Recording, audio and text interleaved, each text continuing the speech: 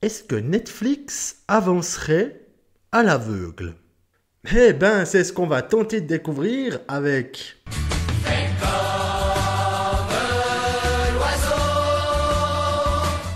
Hey les fans de ciné, ici Critiqueur. Est-ce que Netflix fait dans le recyclage? En tout cas, c'est ce que j'ai pensé en découvrant la sortie de Bird Box Barcelona, fausse suite du célèbre Bird Box sorti en 2018 sur la plateforme ON Rouge. Ce dernier a été un véritable succès au moment de sa sortie, cumulant plus de 300 millions d'heures de visionnage en un mois. Non mais tu vois le truc de dingue! Et on peut dire que c'est pas mal pour l'adaptation d'un roman de Josh Malerman.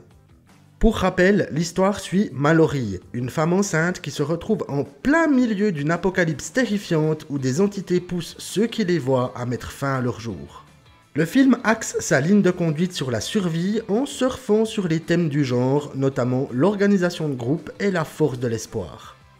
Alors perso, j'aime bien ce premier film qui se laisse regarder, même s'il est un peu dans la lignée de la suppression de sens, comme l'a fait Sans un bruit, sorti la même année. Et qui est vachement bien. Et c'est alors qu'en 2023 débarque Bird Box Barcelona. Et franchement, au moment de la sortie, on se demande vraiment ce que Netflix essaie de nous vendre.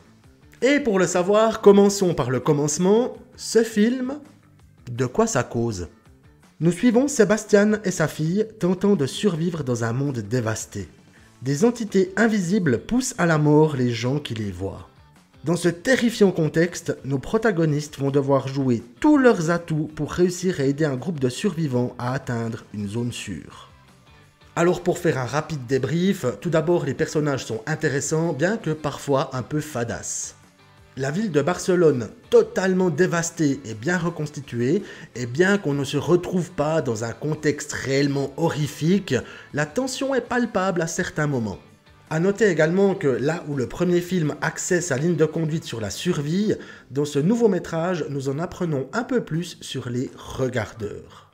Alors pour faire court, les regardeurs sont ceux qui ont survécu lorsqu'ils ont vu les créatures. Du coup, ce sont devenus des sortes d'adeptes dont le but maintenant est de faire voir les entités à tous ceux qui ne les ont pas encore vus. Et ça permet de trier ceux qui vont s'auto-oxyre de ceux qui vont pouvoir devenir, à leur tour, des regardeurs. Donc on peut dire que Bird Box Barcelona prend une direction radicalement différente de son prédécesseur. Et là, je vous informe que des spoilers vont suivre. Donc si vous voulez conserver une surprise totale, rendez-vous à ce timecode. Au bout de 15 minutes de film, nous apprenons que Sébastien est un regardeur et que sa fille n'est qu'une vision dans le but de le pousser à faire voir d'autres personnes. Dès lors, en rejoignant un groupe de survivants composé notamment de Claire, psychiatre de son état, et de Sofia, une fillette allemande, la véritable question qui se pose est comment va-t-il faire pour les avoir un par un ? En se liguant du côté des regardeurs, le film opte pour une prise de position différente et malgré tout intéressante. Alors bien entendu, nous allons avoir toute la problématique du comportement de Sébastien, de la justification de ses actes ainsi que de sa rédemption. Ce dernier comprend finalement que sa fille a été assassinée par les regardeurs, notamment un padré bien vénère, et que ses actions ne sont pas fondamentalement bonnes. Ben oui, tuer des gens, c'est pas bien. Et là, il y a plusieurs choses qui me dérangent. Tout d'abord, nous avons des faits radicalement différents entre le Bird Box d'origine et celui-ci, alors que nous sommes censés nous retrouver dans le même univers.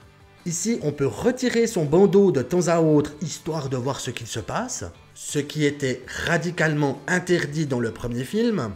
On apprend que les entités ne peuvent pas voler, alors pour des anges, on repassera. Et que celles-ci, qui semblaient être invincibles et implacables, sont finalement comme tous les autres monstres de films apocalyptiques. C'est-à-dire totalement arrêtables d'une manière ou d'une autre. A ce titre, la fin du film avec l'entité qui s'est faite capturer par l'armée renvoie à un nombre incroyable de films du même genre et ça donne un sentiment de vu et revu. Mais ce qui me dérange le plus avec ce film, c'est l'esprit qu'il y a derrière. On va pas se le cacher, Netflix aime bien procéder à du recyclage. La Casa de Papel fonctionne ? Bon, on va faire une version coréenne avec Money Heist Korea. Alors oui, l'histoire est différente, mais vous voyez l'idée.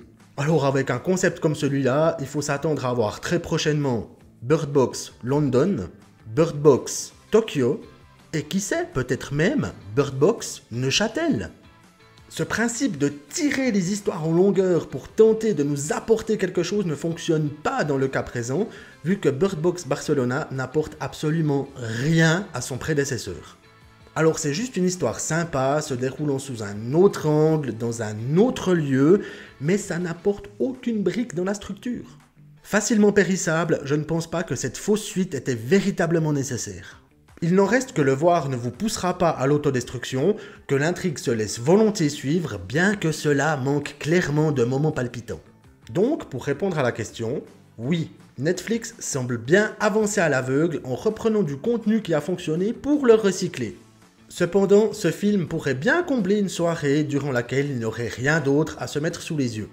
Ouais, c'est aussi ça Netflix.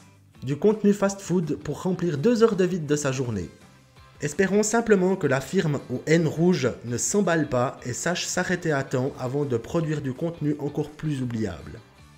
Et voilà, fans de ciné, c'est tout pour ce film. Est-ce que vous allez le regarder ou préférez-vous vous abstenir?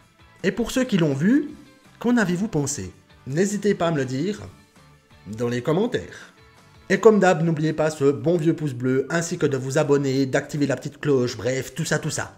Quant à moi, je vous dis à très bientôt pour une nouvelle vidéo.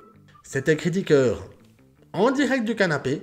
Merci pour votre fidélité, et bien entendu, bon visionnage.